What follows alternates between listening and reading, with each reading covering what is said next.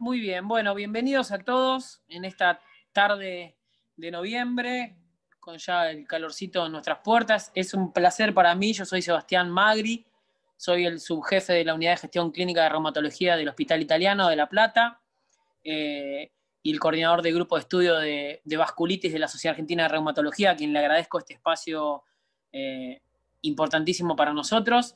Así que tengo el placer de presentar a un amigo de la casa, ex compañero de ayudantía de la Cátedra de Patología de la Facultad de la Universidad Nacional de La Plata, la Facultad de Medicina.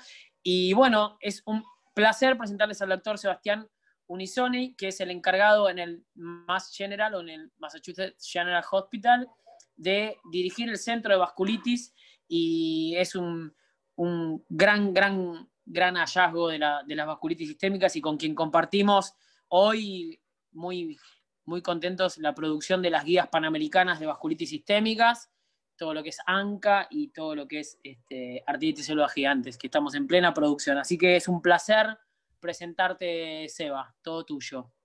Gracias. Bueno, gracias a la sociedad y a Sebastián por la invitación.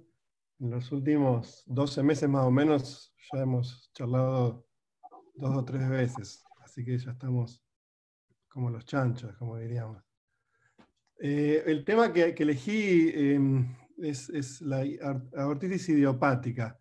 Estábamos hablando de qué tema hablar, y este es un tema que mucho no se habla y se ve frecuentemente en los últimos años. No sé, después hablaremos, me interesa saber cómo es allá en Argentina, pero acá la gente está más avispada y van sospechando los cirujanos, vasculitis, y muchos de estos pacientes que tradicionalmente llegaban después de la cirugía, vamos a hablar cómo se presentan, ahora muchas veces llegan antes de la cirugía, y bueno, es un tema que está bastante más en boga en los últimos años. Así que la presentación es corta, son como 30 diapositivas, así que lo que estaría bueno en algún momento, al final de hacer una charla, ver cómo es la experiencia de ustedes. Es un tema que está en el comienzo, o sea, no hay mucha, es solo descriptivo lo que se sabe. Así que no hay nada escrito sobre la piedra, como se dice acá en inglés, así que vamos a ir viendo. Bueno, a ver. Estos son mis disclosures. En el 2015, estos pacientes muchas veces se detectan años antes de que realmente uno pueda hacer el diagnóstico. Entonces, este era un paciente que en el 2015, por un motivo no relacionado, había tenido una radiografía de tórax o una tomografía de tórax y se había detectado un aneurisma ascendente, en la aorta ascendente. Y entonces esos pacientes se empiezan a seguir una vez por año más o menos para ver si ese aneurisma crece, y en un momento son referidos para cirugía. Y este paciente en particular, en 2018, varios años después de detectar ese aneurisma inicial, se refirió a los cirujanos de mi hospital. Y los cirujanos estuvieron avispados y se preguntaron si podría ser una vasculitis en vez de uno de esos aneurismas clásicos que son la mayor parte, ¿verdad? No me acuerdo si esta paciente tenía un poco de proteína C reactiva o de eritrosedimentación, que ellos ahora ya están mandando como parte de su evaluación. Entonces lo mandaron a reumatología. Lo que yo hago ahora y lo que hacemos muchos ahora es una imagen inicial que puede ser o una resonancia o una buena tomografía o un PET-CT. En este caso hicimos un PET-CT, y lo que se ve acá es en las imágenes de abajo que hay hipercaptación de FDG en la aorta ascendente y un poquito más en la aorta descendente, y también en los vasos del cuello, en la subclavia izquierda, en la carótida, en el tronco brachiocefálico. Acá por ahí se puede adivinar un poquito en la subclavia derecha, pero no se ve muy bien. Entonces, bueno, esto incrementó la sospecha de aortitis. Vamos a hablar cómo se presentan, pero esta paciente no tenía absolutamente ningún síntoma, no tenía cefalea, no tenía polimialgia reumática, nada. Pero bueno, con la sospecha de aortitis idiopática, siempre se da la discusión si conviene tratar, no conviene tratar, hay que tratar antes de la cirugía, sí o no, por qué, cuáles son los riesgos, cuáles son los beneficios. Y la conclusión es que decidimos tratarla con prednisona en preparación a una potencial cirugía. Y, y bueno, en octubre ella empieza a tomar prednisona a 40 miligramos con la idea de hacer un taper de 2 o 3 meses, un taper corto. Lo que pasa al cabo de 3 meses es que un nuevo PET está totalmente igual, nada cambió, lo cual no es una novedad en vasculitis. Esos PETs que se hacen a los 3 y 6 meses muchas veces son muy parecidos o hay disminución muy leve. Decidimos ir un paso más adelante y empezar a darle tocilizumab para tratar de erradicar esto que creemos que es inflamación, pero que nunca se sabe hasta que uno no tiene una biopsia. Y al cabo de otros 3 meses en tocilizumab, nada, exactamente la misma hipercaptación. Seguimos con el tocilizumab 7 meses más, un total de 7 meses en total. Una nueva imagen es totalmente igual, aorta ascendente, aorta descendente, vasos supraórticos, subclavias con hipercaptación. Y finalmente este aneurisma crece más de 5,5 centímetros y van a cirugía electiva en la mayor parte de los casos. En este caso se reemplazó la porción esa que estaba dilatada por un graft y también se le hizo revascularización coronaria porque tenía enfermedad arterial coronaria. Y la biopsia, al cabo de 10 meses de tratamiento con tocilizumab, mostró inflamación florida, mononuclear, con granulomas, con células gigantes, lo cual después nos va a hacer discutir si realmente el tratamiento funciona o no funciona, que es un dolor de cabeza. Y bueno, decidí continuar un tiempo más, por lo menos un año, en realidad mucho más de un año.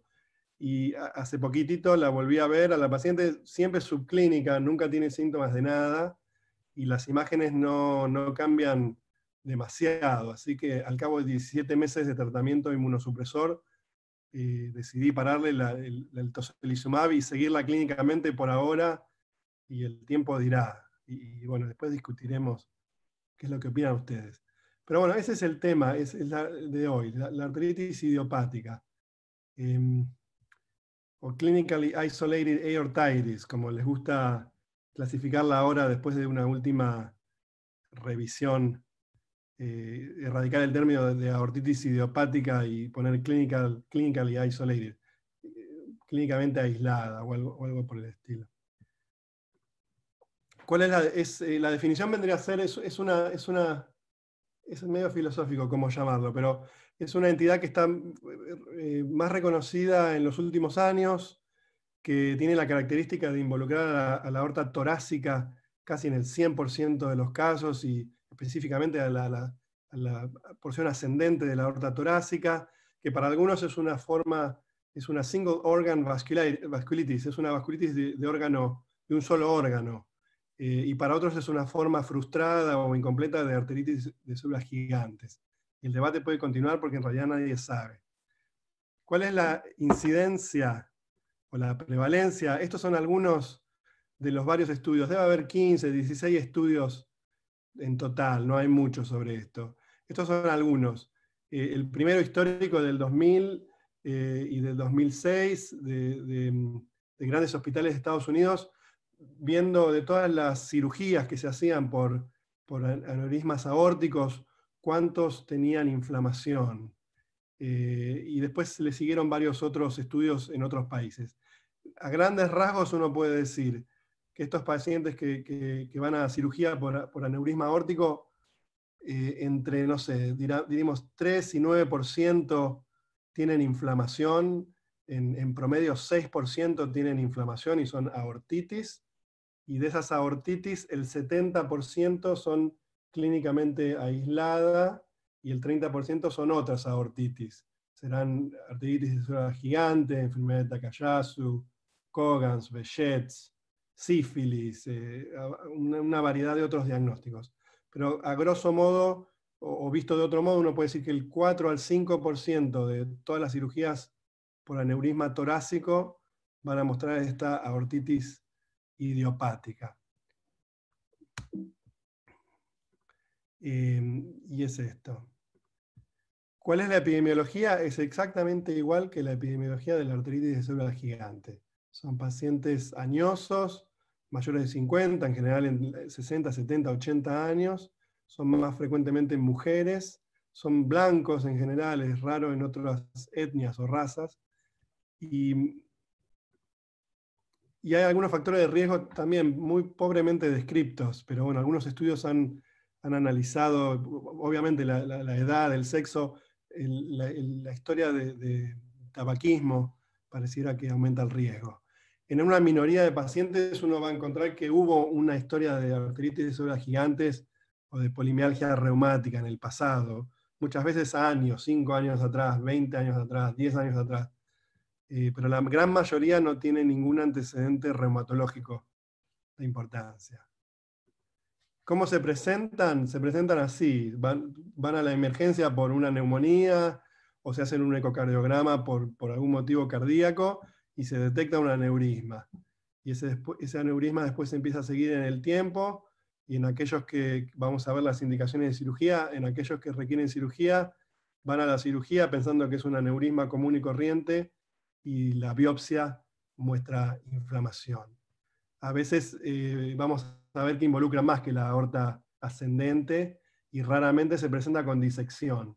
Lo más frecuente es que se presente con aneurisma, pero 5 a 10% se presentan con disección aórtica.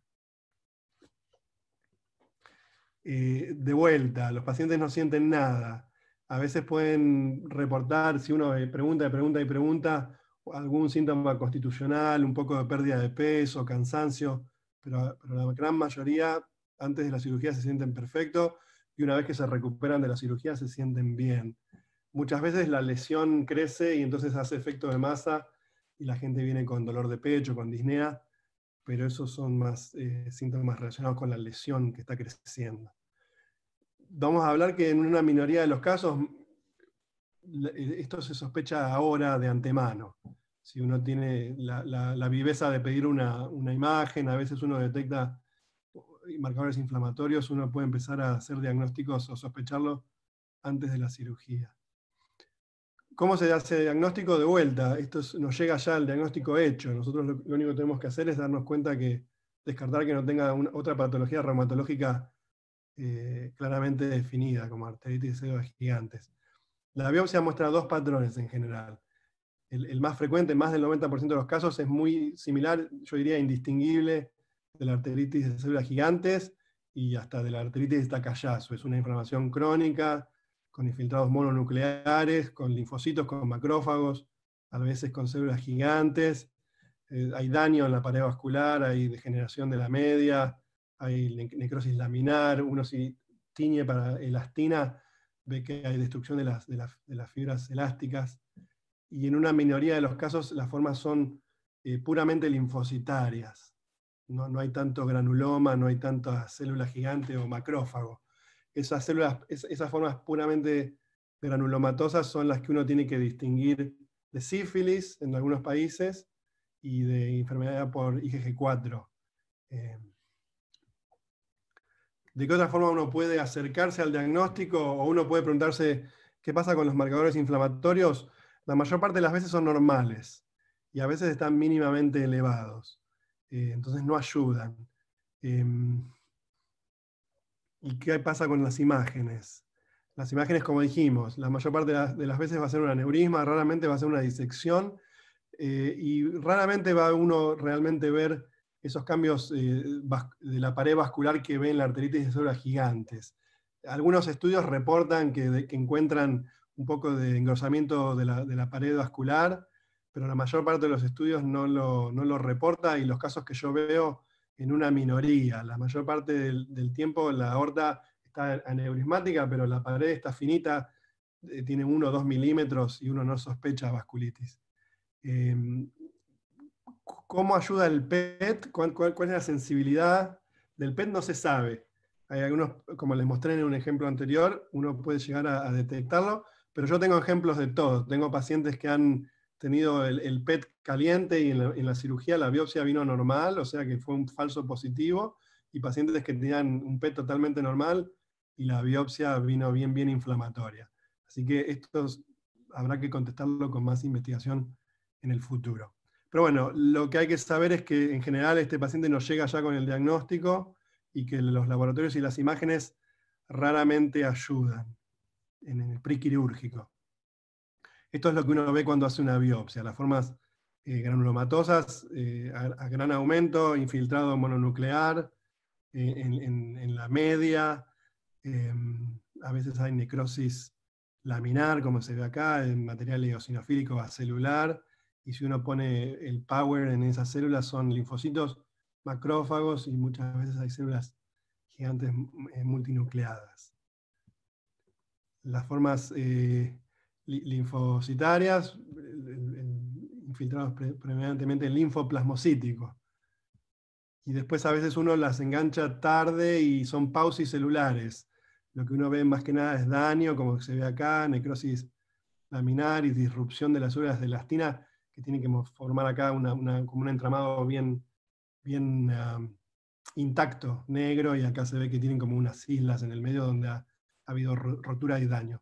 Y esto también es importante porque uno piensa, esto son todas especulaciones, que estas lesiones crecen primero porque si hay enfermedad, inflamación activa, eso daña la pared vascular y eso puede hacer que crezca el aneurisma, pero lo otro es que una vez que la inflamación está erradicada, o inclusive, a ver cómo estoy tratando de buscar las palabras, uno puede tener también crecimiento de la lesión por estrés hemodinámico, en una pared que ya está estructuralmente dañada, donde las fibras de elastina están comprometidas y esa pared está recibiendo la patada ventricular 60 veces por minuto por años, eso de por sí puede hacer crecer la lesión sin que necesariamente haya enfermedad o inflamación activa, eso es lo que quería decir, me salió súper complicado. Las imágenes, bueno, lo que les mostré, en general no muestran nada y a veces pueden mostrar hipercaptación de FDG.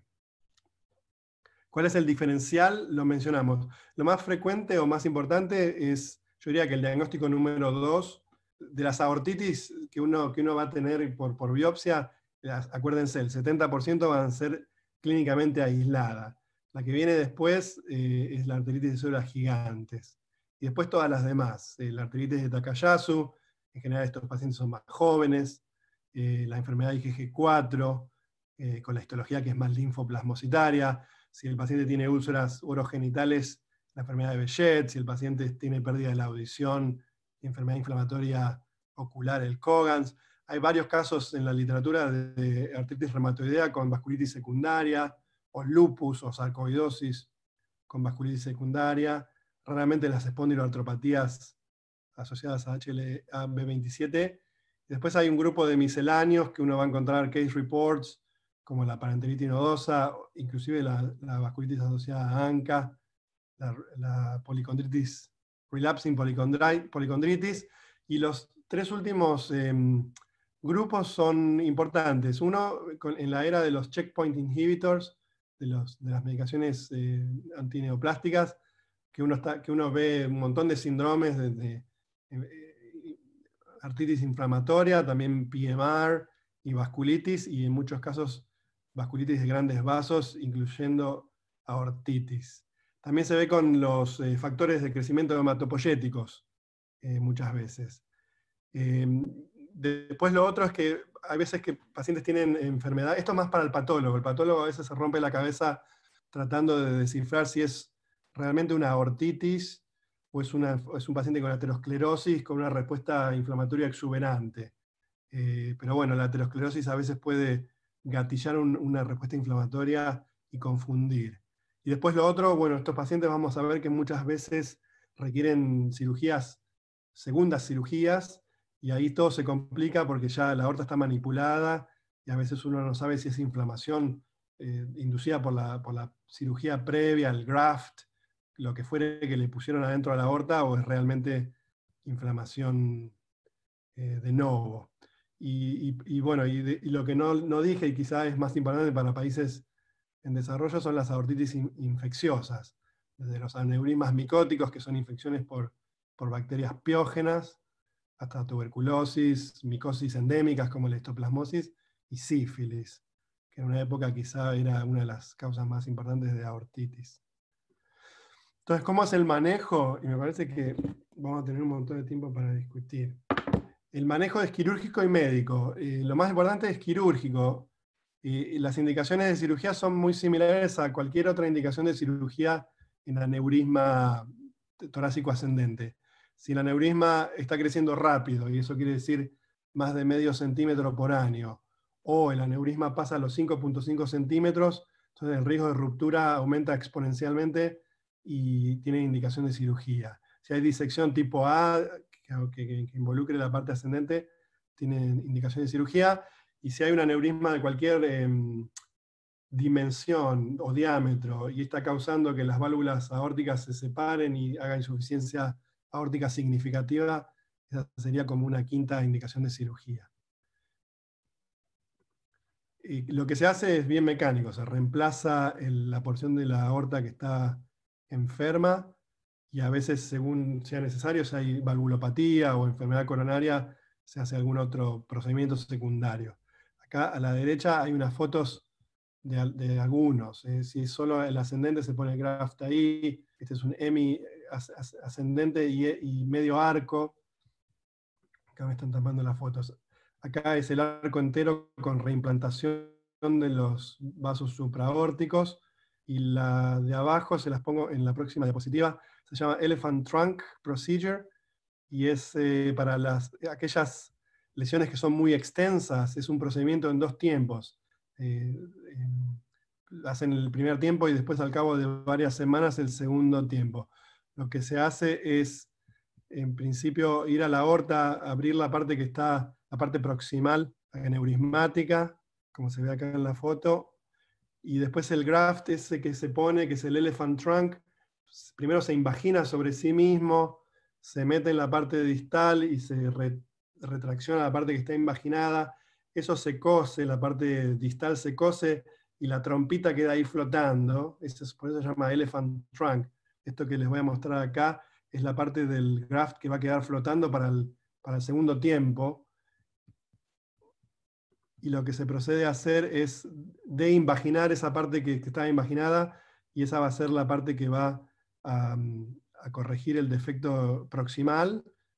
Acá está la sutura proximal, la reimplantación de los vasos supraórticos, y acuérdense que acá está la parte que está, ese trunk, esa trompa que está flotando, acá se ve mejor en el otro dibujo, y esa es la que al cabo de varias semanas, por otro acceso, esto es bien, bien quirúrgico, no creo que sea muy importante para nosotros, pero bueno, se llega a esa parte de la prótesis que está flotando, y se sutura de vuelta y se corrige un poco el tejido redundante, y queda acá como se ve en la foto, el elephant trunk.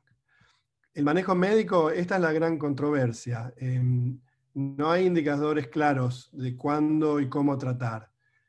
Cuando uno pone todos esos estudios juntos, más o menos 5 o 6, hacen un análisis bastante preliminar de pacientes que se trataron versus que no se trataron y cómo les fue. Y hay algunos estudios que indican o sugieren que el tratamiento puede tener algún rol protector para lesiones en el futuro, ¿no? Para el desarrollo de nuevas lesiones, y hay algunos estudios que muestran que aparentemente no hace nada. Si uno los pone todos juntos, los estudios, entre 10 y 40% de los pacientes reciben esteroides después de la cirugía. Y después, si uno empieza a buscar case reports y un poco en estos estudios, ve que distintas drogas se usan, pero caprichosamente, y es imposible sacar conclusiones. Pero bueno, tocilizumab, metortrexato, micofenolato, azatioprina, ciclofamida y hasta anakinra. Pero de vuelta, es imposible hacer un análisis porque son muy pocos casos. Lo que yo digo es que el impacto temprano y tardío del tratamiento es desconocido. Uno tiende a pensar que si uno trata, quizá si hay inflamación residual después de la cirugía, uno puede erradicar esa inflamación y quizá impactar en el pronóstico, que esa inflamación no se convierta en daño estructural y lesiones, pero es especulativo. Después la otra pregunta es, si uno no tratara y habría inflamación residual que lentamente progresa en estos pacientes de 80 años, ¿eso realmente impacta en la sobrevida, sí o no? Esa es todavía más difícil de contestar. ¿Cómo es el pronóstico? Algunos estudios indican que estos pacientes, en comparación con los aneurismas clásicos, se complican un poquito más en el perioperatorio, en el postoperatorio temprano, con una mortalidad de alrededor del 10%, con efectos neurológicos intraquirúrgicos como strokes del 10%, y como necesidad de reoperación inmediata por alguna complicación también alrededor del 8%. Cuando yo hablé con los cirujanos de mi hospital, me dijeron que no, el postoperatorio inmediato para ellos es totalmente igual que los aneurismas no inflamatorios.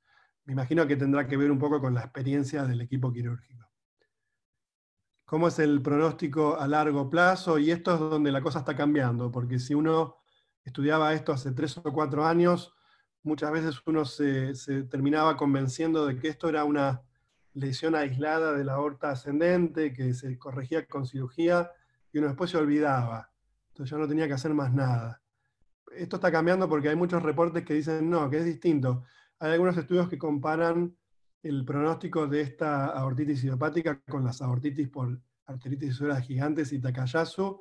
Y les voy a mostrar después unas curvas, y parece ser que esta es un poco más agresiva y los pacientes tienen peor pronóstico a largo plazo, se mueren un poco más y desarrollan más lesiones que las otras dos vasculitis. Más o menos 50% de los pacientes desarrollan lesiones, segundas lesiones, podríamos decir, o lesiones subsecuentes. Y esas ocurren no al año, a los 2 años, ocurren a los 5, 6, 7, 8 años. Son tardías, son pacientes que uno los tiene que estar ahí viendo por lo menos una vez por año, haciéndole imágenes cada 1 o 2 años, porque las lesiones van a tardar en aparecer, pero van a aparecer. Y muchas de esas lesiones van a necesitar cirugías. Entonces, si uno se duerme, dice, bueno, acá no pasa nada, no te veo más, al cabo de 5 años el paciente vuelve con un aneurisma roto en la aorta descendente o en la aorta abdominal. Hay un estudio que se hizo en mi hospital por uno de los patólogos que se llama James Stone, y ellos hacen un análisis de time to event y el riesgo, el hazard ratio para tener una nueva lesión clínicamente significativa, quiere decir que necesite cirugía, es 11, o sea, 11 veces más riesgo que si uno tuviera un aneurisma común y corriente. 10%, 20% hacen disección. Eso es una complicación que no es tan frecuente. Y como ya les dije, 50% tienen segundas lesiones y 40% más o menos necesita una segunda cirugía. Otra pregunta es, ¿cuántos de estos pacientes al cabo de un tiempo van a empezar a tener cefalea, PMR, y van a terminar siendo, o algún otro síntoma que va a terminar siendo una enfermedad reumatológica, otra enfermedad como otra vasculitis con nombre? 10%, 15%, es una minoría. En general se quedan siendo aortitis idiopáticas. Y la mortalidad es entre el 15 y el 25%. Esta es una curva que le habías dicho que compara, es un estudio francés, que compara la mortalidad o el event free survival, o sea, combinan mortalidad con desarrollo de un nuevo aneurisma, o cirugía o disección. Es un composite endpoint. Y acá en las curvas de arriba uno ve el pronóstico o el event rate del arteritis de células gigantes y el Takayasu, y abajo uno ve que la arteritis idiopática se complica más rápido y más frecuentemente. Y después, ahora en esta imagen, es un ejemplo claro de pacientes, cómo es que se presentan estas segundas lesiones. Acá en la imagen A lo que uno ve es el aneurisma original, que en la imagen B está tratado, tiene un graft, pero lo que uno ve, lo que veía antes en la aorta torácica descendente y abdominal, que era relativamente normal, ahora uno ve que está aneurismática. Entonces es una clara progresión de la enfermedad al cabo de años. En resumen, y después podemos charlar, los teaching points serían, ¿cuán frecuente es? Aproximadamente 5% de todas las cirugías por aneurisma torácico ascendente. El diagnóstico diferencial más importante es la arteritis de células gigantes, y en menor medida la arteritis de Takayasu o alguna otra vasculitis como Behçet's o Cogan's o IgG4.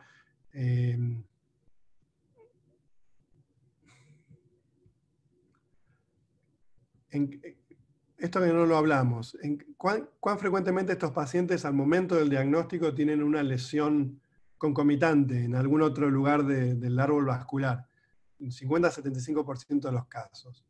¿Cuán frecuentemente van a desarrollar una lesión al cabo de años? La mitad de los pacientes, y muchos de esos van a necesitar cirugía. ¿Cuál es el rol del tratamiento? Es poco claro. Yo los estoy tratando más ahora que lo que los trataba antes, pero todavía no estoy convencido de lo que estoy haciendo, si realmente va a tener un impacto o no, y tampoco uno sabe con qué tratar y cuánto tiempo tratar, o sea que es bastante molesto tener que decidir cosas cuando uno no tiene ni idea de lo que está haciendo. ¿Cuán frecuentemente van a desarrollar una enfermedad nueva como GCA en una minoría de los casos?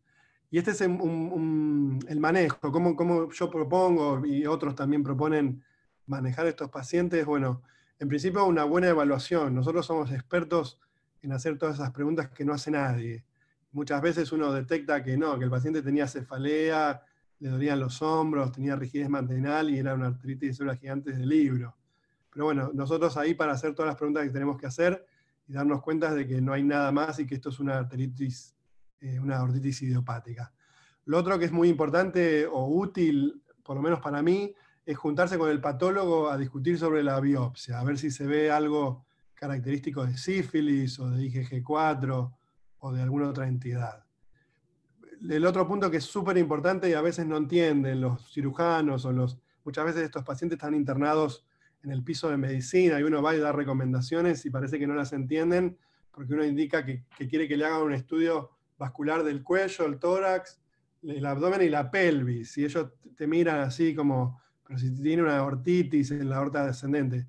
Bueno, lo que le explicamos, bueno, queremos ver si hay afectación más allá de eso que ya sabemos, porque eso también va a dictar tratamiento. Si uno encuentra que los vasos supraórticos y toda la aorta está prendida a fuego, entonces uno ya sabe que lo más probable es que uno va a tener que tratar. Entonces eso, tener una buena imagen de base, ya sea CTA, MRA, o PET-CT, o PET-MR, lo que sea, algo que te dé la pared y la luz del vaso. La pared para tratar de ver la actividad de alguna manera y la luz para tratar de ver el daño crónico. Y después en casos contados, algún paciente ahí medio equívoco, si se puede decir eso en español, que uno puede pensar que tiene arteritis de células gigantes, quizá un ultrasonido de las temporales o una biopsia estaría indicada. ¿Cuándo considerar tratamiento prequirúrgico? Bueno, en aquellos casos donde hay evidencia suficiente para sospechar enfermedad inflamatoria, ya sea que ese aneurisma ascendente la imagen muestra que podría ser vasculítico, o hay imágenes que muestran vasculitis más allá de esa lesión. Esa sería una buena idea para tratar. Con la idea de que, bueno, de tratar de mejorar el postquirúrgico inmediato, pensar que eso que dicen siempre los cirujanos que no les gusta operar en un tejido inflamado, friable, bueno, tratar de enfriar ese tejido y disminuir las chances de complicaciones inmediatas, que tampoco no hay evidencia, pero uno lo intuye, y bueno, también un poco a largo plazo. Y cuando tratar a ese paciente que te llega ya con la biopsia, que es una vasculitis, lo mismo, cuando hay enfermedad más allá de la aorta ascendente. Yo tengo un montón de casos que son muy limitados a la aorta ascendente, que se opera y que los pacientes no tienen nada más, y a esos pacientes yo no les hago nada. Los sigo más o menos una vez por año con una imagen, que es lo más importante, inclusive más importante que hacer mucho marcador inflamatorio, que al fin y al cabo, para mi opinión, acá en esta entidad no sirve demasiado para nada. Porque si hay una eritrosedimentación de 40 o 50 y el árbol vascular está totalmente estable, yo no los trato. O sea, lo importante es eso, no perder esa imagen. Hay algunos que recomiendan hacer una imagen a los 6 meses, que en general es esa imagen que el cirujano va a hacer de todos modos, porque va a querer una imagen postquirúrgica. Entonces esa imagen de los 6 meses es esa. Y después al año, por un par de años, y después cuando son medio unos caños que uno ve que no pasa nada, que es una visita social, que no tiene ningún síntoma, tratar de patear un poquito esa imagen cada 2 o 3 años para no gastar tanta plata. Pero y lo mismo, esto no tiene ninguna evidencia, esto son todos especulaciones. Y lo otro que es muy bueno es comunicarse con el cirujano para planear esas cirugías. Muchas veces estos pacientes necesitan cirugía inmediata, y ahí no hay tutía y hay que operar, pero muchas veces uno puede jugar un poquito con el tiempo. Yo tengo varios casos en donde el cirujano me dice, bueno, yo te puedo esperar 4 o 6 semanas, si vos me lo enfriás, yo te voy a agradecer. Y entonces ahí ese trabajo en equipo está muy bueno. Así que buena comunicación con el patólogo, buena comunicación con el cirujano y también buena onda con el radiólogo, si es que tienen interés en colaborar. Y como no sabía qué fotos poner, puse la foto de mis 2 héroes. Si no tienen preguntas, hablamos de música.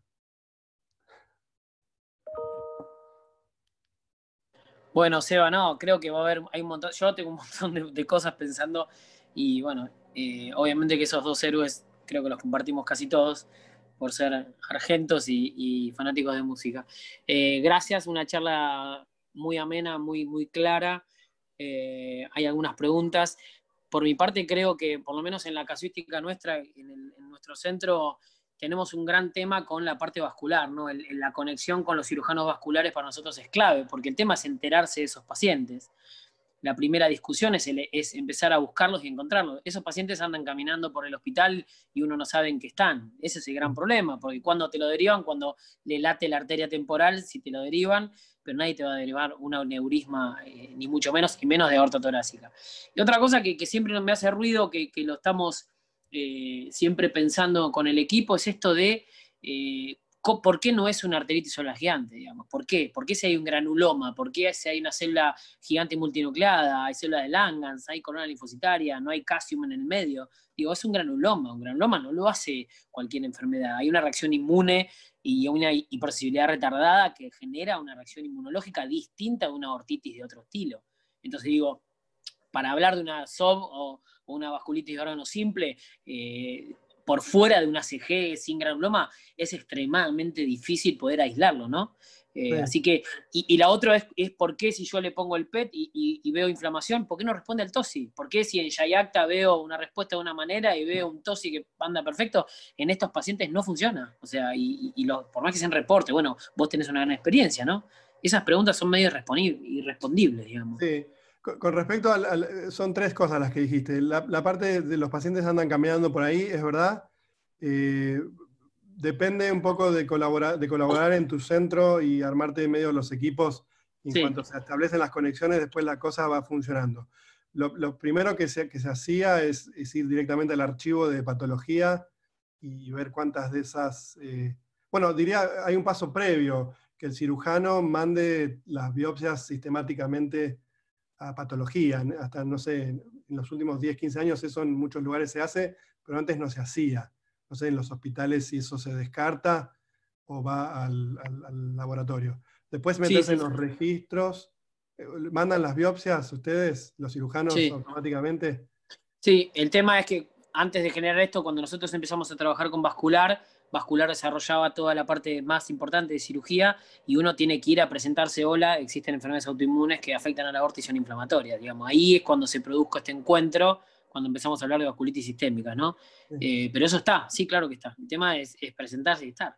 En el hospital mío, yo hace como 10 años más o menos que trabajo con ellos, y en los últimos 3 o 4 años ya hay como 3 o 4 cirujanos que por mes hay 3 o 4 emails, che, vi este paciente ayer, tiene un aneurisma de todo el arco y la proteína C reactiva es 30, me parece que tiene una vasculitis, y hasta ellos ya están haciendo los diagnósticos solos.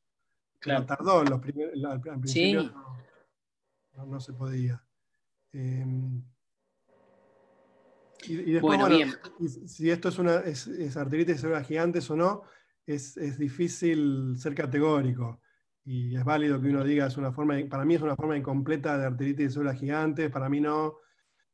Algunos estudios muestran que el pronóstico parece ser distinto, como que estos pacientes se complican más.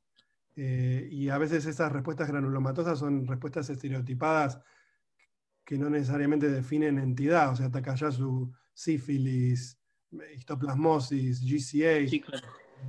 Esto puede ser un antígeno totalmente distinto y ser una enfermedad totalmente distinta, y eso todavía no se sabe.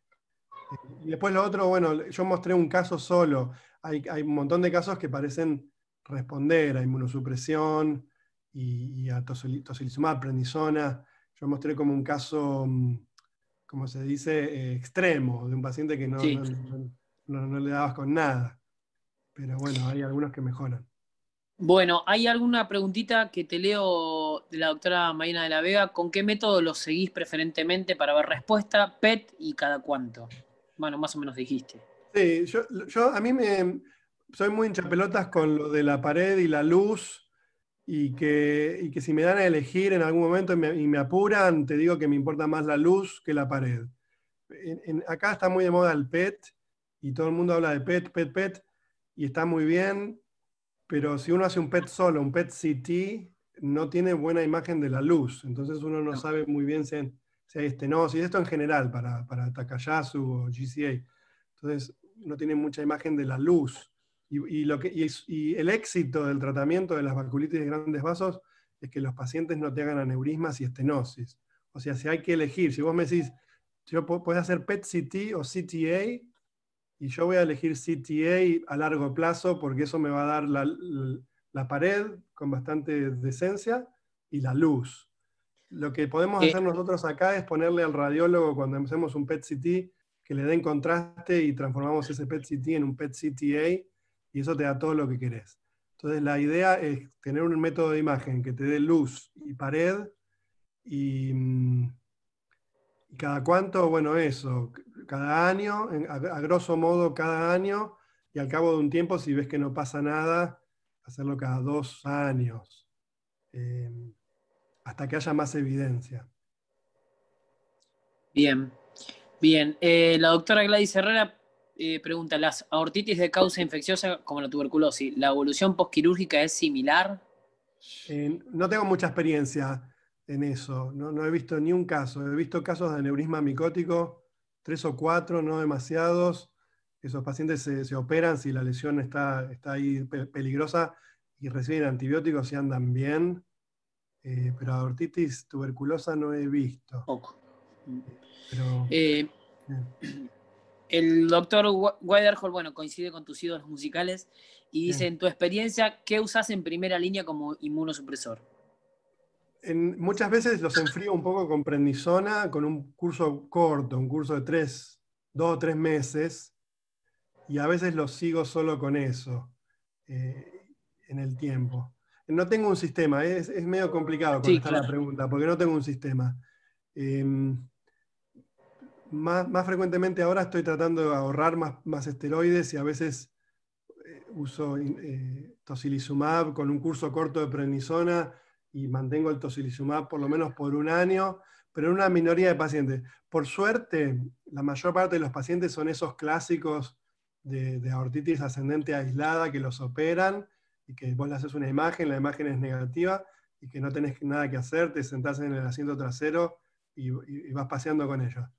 Pero en esos que están así más comprometidos, prednisona con tocilizumab, como haciendo un símil arteritis de células gigantes. Bien, la doctora Virasoro pregunta, dice, cuando la causa es ateromatosis, ¿se diferencia claramente en la biopsia?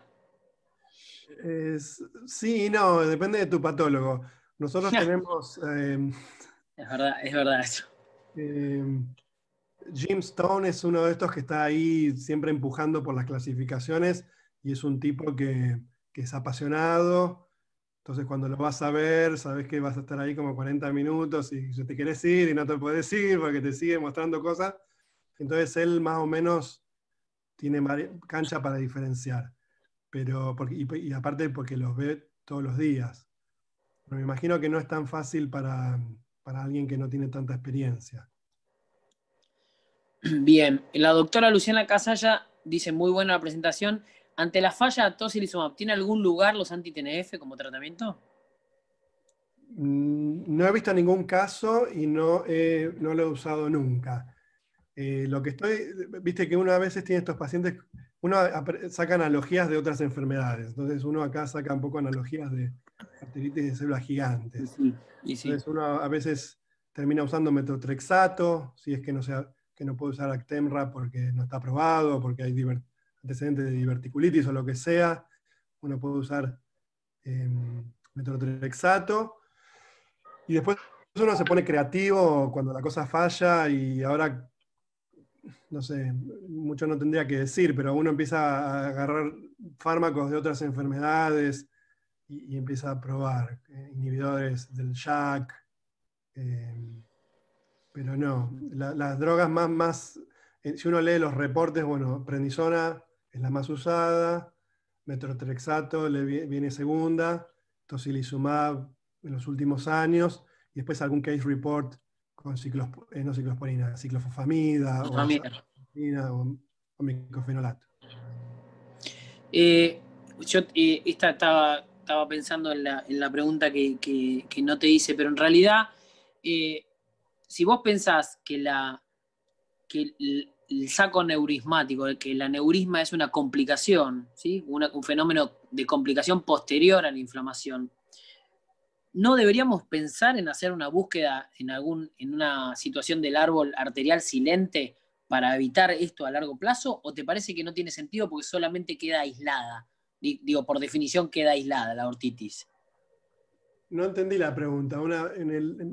Búsqueda. Claro.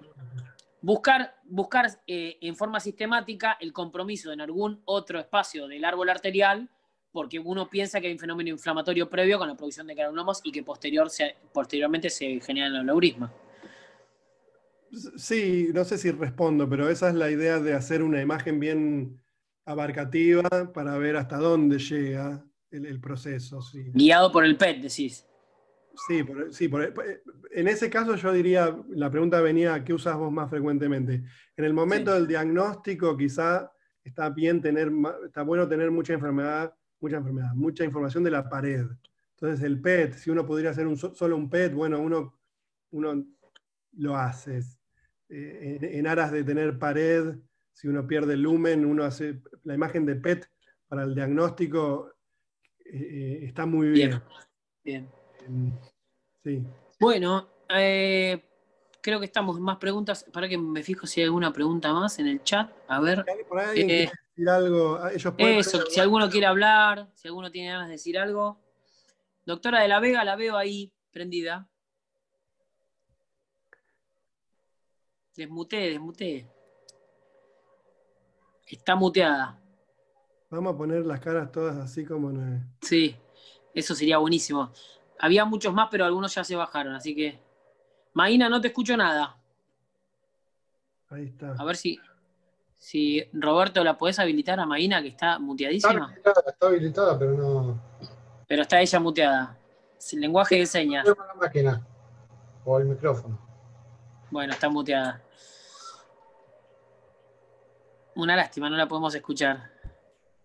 Bueno. Ninguno quiere aportar. Ahí están todos escribiendo en el chat, Seba. Están todos poniendo muy buena la charla, muy, muy interesante. Agradeciendo. Tuvimos picos de rating como de 78 personas, así que casi 80. Ahora sí. Ahora ahí está Maína. Ahora sí. Doctora. Ahí está, ahí volví. Estamos. No, se me habían acoplado los auriculares, perdón.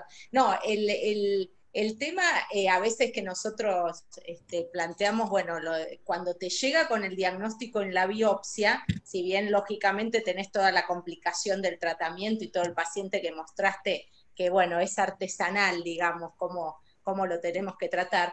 El tema es cuando tenemos al revés, un paciente con compromiso clínico, con eritro alto, febril, con baja de peso, es decir, con compromiso general, que nosotros sospechamos que pudiera tener esto, y que cuando hacemos una imagen seguimos sospechando, pero que no tiene un rango quirúrgico como para tener una biopsia de lo que tiene. Entonces, ese es el desafío grande, creo que tenemos clínico, ¿no? Exacto, yo eso los trato, o sea, vos me estás diciendo, el tipo tiene síntomas, tiene enfermedad constitucional, tiene marcadores inflamatorios altos, tiene una imagen compatible con vasculitis, descartaste otras cosas, ya está, ese tipo está clínicamente sintomático, más allá de que no necesite cirugía hoy para corregir el aneurisma, yo esos los trato, porque esos están claros. El que molesta más es el mismo paciente que describís vos, pero que se siente bien. Asintomático. Claro. Sí, Bueno, pero ese a lo mejor si se siente bien no te llega, salvo por los claro, 120 de litro que lo claro. estudiaste. Te llama el cirujano después cuando encuentra la biopsia. La Bueno, idea ahora es hacer un buen estudio con mucha casuística en donde haya data de pacientes tratados prequirúrgicos, postquirúrgicos y ver un poco eso. Yo estoy tratando de ponerme más sistemático con la gente de cirugía a ver si se puede hacer algo en el hospital mío. Pero bueno, lleva tiempo. sí, claro. La doctora Gabriela Bortolotto pregunta, angiotac y angioresonancia compatible, pero PET-CT negativa. ¿Se puede interpretar como inactividad o igual se trata? Resonancia y tomografía son positivas, que tienen Pero engrosamiento de la pared PET-CT vascular, y el PET-CT es negativo. negativo. Ese es el problema. ¿Qué es lo que uno llama actividad y remisión con imágenes? Claro. La imagen sola no sirve para decir esto está activo o en remisión. Hablemos primero de la resonancia y de la tomografía, angiotac y angioresonancia. Lo que uno pensaba en un momento que era actividad, el engrosamiento de la pared vascular, más de 3 milímetros, muchas veces se ve que con el tiempo eso persiste y que realmente quizá en su momento reflejó actividad, pero ahora refleja cronicidad y remodelado. Entonces es difícil estar bien seguro. Con la excepción de que a veces uno puede ver, con tomografía uno puede ver contraste, captación de contraste en la pared, y eso sería un poco más fiel de actividad. Y en la resonancia uno puede también ver contraste y a veces puede ver edema, que es esa hiperintensidad T2. Entonces, si uno tiene engrosamiento con contraste o engrosamiento con edema, uno piensa que es actividad y está justificado tratar. Si es un engrosamiento solo, uno tiene dudas. Y si uno quizá trata, porque dice, bueno, ante la duda yo trato, porque pienso que voy a prevenir algo, pero uno después ve que esa imagen en el tiempo no cambia nunca, pasaron 6 meses, 9 meses, y el engrosamiento sigue igual, uno por ahí se retrae un poco, eso es lo que hago yo, y digo, bueno, esto quizás es algo residual, remodelado, y voy a parar un poco la mano porque son más los riesgos que los beneficios. Y después la pregunta en realidad era, bueno, ¿cuál es la discrepancia? ¿Puedes tener una imagen positiva y la otra negativa? Sí. La sensibilidad de la imagen para vasculitis de grandes vasos es no sé, 70, 80%, depende de qué vasculitis, depende de qué momento, tratado o no tratado. 60, 70, 80% para todas, más o menos.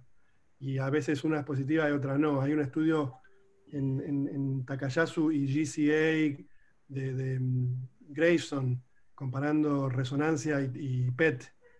Y bueno, hay muchas veces que hay discrepancias, que uno es positivo y el otro es negativo. El doctor Widerhall quería hacer una pregunta. Ah, Sí. bueno. Mira, ahí que la hice en el chat, pero a veces cuando también tenemos que evaluar vasos cerebrales y el PET-CT no nos sirve mucho. Y la combinación del estudio a veces se nos encarece mucho. Sí. ¿Qué es lo que él prefiere o qué hace en primera línea? Vasos cerebrales intracraneales. Exacto. La pregunta es bastante abierta. Lo que se hace, lo que estamos haciendo más, ahora los neuroradiólogos hacen una angioresonancia y hacen un protocolo que ve en detalle la pared vascular de esos vasos de mediano calibre intracerebrales y empiezan a reportar engrosamientos parietales y captación de contraste en las vasculitis. Ahora ya nos fuimos de tema, estamos hablando de vasculitis del sistema nervioso central primaria o secundaria. Pero bueno, eso es lo que está más de moda ahora, hacer una resonancia con protocolo vascular, le dicen, algo así. Vascular. Después lo clásico para vaso cerebral era lo mismo, era angio-CT, angioresonancia o angiografía convencional. Y el teaching point es que lo mismo en el tracto gastrointestinal o en el abdomen. angiografía convencional tiene un poco más de resolución. Entonces esas vasculitis que son un poquito más de vasos más pequeños, uno las puede perder con la angioresonancia o la angiotac y las va a encontrar con la angiografía convencional. ¿Era eso más o menos lo que preguntabas? A ver, sí, más o menos. Bueno, por supuesto yo me refería a veces a aquella cuando hay compromiso, que uno encuentra el compromiso torácico, pero a veces aparece sintomatología cerebral y obliga a extender el estudio, o al revés también. A veces Sí. encontrás el compromiso, sobre todo en la arteritis de células gigantes. Sí, sí. Y a veces, bueno, a veces uno está limitado en qué, cuál es la mejor elección por los costos en el estudio. Sí, sí. Por eso muchas veces la tomografía común es rápida, es relativamente barata, una angioresonancia, una angiotomografía, perdón, PTA y un angiotac, y esa te saca del apuro y te da una buena información. Acá los problemas son los mismos, menos que allá porque acá hay más plata, pero a veces cuando yo pido esas resonancias del cuello, el tórax, el abdomen y la pelvis, me llaman los radiólogos a ver si me tomé una botella de whisky. ¿Por qué estoy pidiendo todo eso? Y esos pacientes tienen que ir 2 veces o 3 a veces, porque no, el estudio es tan largo que no lo pueden hacer. Y Claro. después lo otro que no hablamos es que uno siempre dice angioresonancia, que es esa MRA que le dicen acá. Ese es un estudio que te da mucho el lumen, que juega con la física de La luz. con la luz, sí. Pero si uno realmente quiere ver la pared por resonancia, tiene que pedir una resonancia clásica, una MRA, como dicen acá. Entonces, muchas veces uno quiere ver las dos. Entonces, si yo hoy pongo en la computadora, quiero hacer un MRA, MRI del cuello, bla, bla, bla, bla, me dicen, mira, no, para el MRI, para ver la pared, yo le voy a dar contraste y puedo focalizarme solo en el cuello o en el tórax o en donde vos quieras, pero no te puedo dar detalle de la pared vascular, de todo el árbol vascular, porque no es práctico, va a tardar 1000 horas y es un montón de contraste. Entonces uno tiene que empezar a ser artesanal en pedir, bueno, haceme un MRI del cuello y un MRI del resto. Entonces tengo pared y lumen en el cuello y tengo lumen con un poquito de pared en el resto del árbol vascular. Bueno, muy bien, Seba. Hay una última pregunta acá del doctor Graf que es interesante y pone si el uso de estatinas, ¿pone estatinas sí o estatinas no? ¿Qué crees de eso? En esta enfermedad no hay nada estudiado, Nada. así que no se puede contestar.